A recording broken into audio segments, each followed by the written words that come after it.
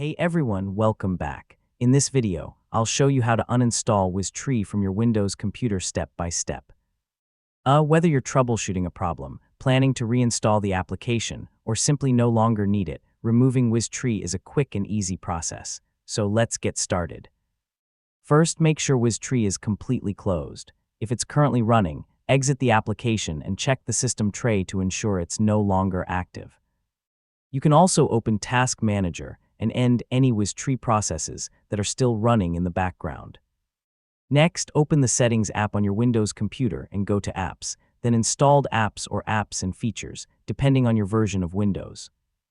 Use the search bar to find WizTree in the list of installed programs. Once you've located WizTree, click the three-dot menu next to it and select Uninstall. If Windows displays a user account control prompt, click Yes to continue. Follow the on-screen instructions to complete the uninstallation process. After the removal is finished, it's a good idea to restart your computer.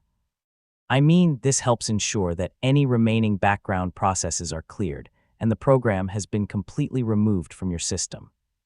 If you decide to use WizTree again in the future, simply download the latest version from the official WizTree website and install it normally. You'll then be able to configure the application from scratch with the newest features and improvements. And that's it. You now know how to uninstall WizTree safely from your Windows computer. If this guide helped you, don't forget to like the video, share it with others, and subscribe for more simple tech tutorials. Thanks for watching, and I'll see you in the next one.